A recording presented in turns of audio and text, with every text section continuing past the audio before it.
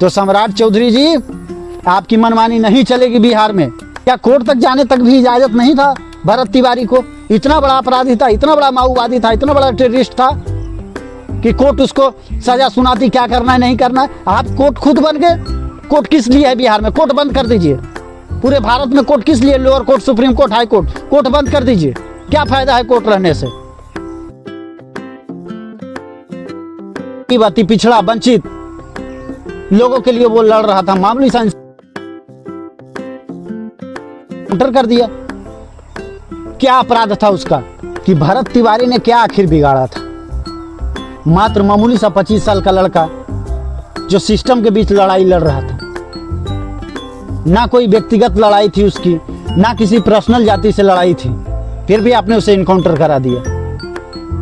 आपके सिस्टम के बीच लड़ रहा था, वो आपके सिस्टम के बीच मांग कर रहा था, यही उसका अपराध था। गरीब के लिए लड़ रहा था, क्या यही अपराध था उसका?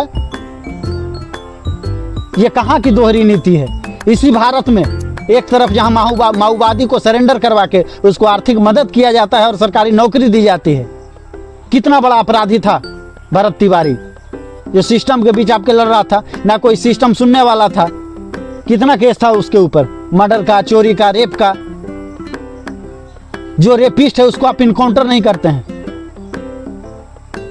हाल में ही नीट छात्रा का मामला आया, आपसे वो अभी तक पकड़ा नहीं गया अपराधी। बेगूसराय में जो रेप हुआ वो भी अपराधी आपसे पकड़ा नहीं गया।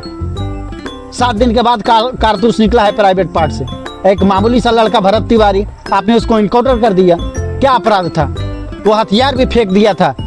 आपके 10 पुलिस वाले थे, वो एक था, हथियार भी फेंक दिया। हथियार फेंकने के बाद भी इनकाउंटर करना क्या सही था? अजमल कसाब जैसा भी उसे कोर्ट तक जाने का इजाजत नहीं मिला। क्या आप फैसला कीजिएगा किसको कोर्ट जाना है, किसको नहीं जाना है? एक तरफ आपकी पुलिसिया घर घर बैठकर दारू बेचवाती है, बालू माफिया से पैसा ऐंठती है, और एक मामूली सा लड़का भरत तिवारी को आप इनकाउंटर कर दिए। क्या बिगाड़ा था आपको? कितना केस था उसके ऊपर? अगर मान लिया केस था भी, रेपिस्ट था भी, एक तरफ मान ले केस था भी उसके ऊपर, लाखों चोरी का था, बेईमानी का था, चलिए एक पल के लिए मान लिए, लेकिन हथियार तो फेंक दिया। वो हथियार फेंकने के बाद की क्या जायज आप उसको समझे इनकाउंटर करने की? तो जितने भी सम्मिलित प्रशासन उसमें है इनकाउंटर करने में, उसको फांसी की सजा होना चाहिए।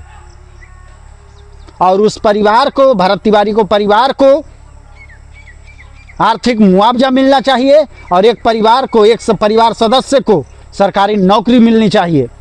अगर नहीं हुई तो ये आंदोलन जारी रहेगा। जमीन पे आंदोलन चल रहा है और जारी रहेगा। तो भरत तिवारी को इंसाफ मिलना चाहिए। जय हिंद, जय भारत।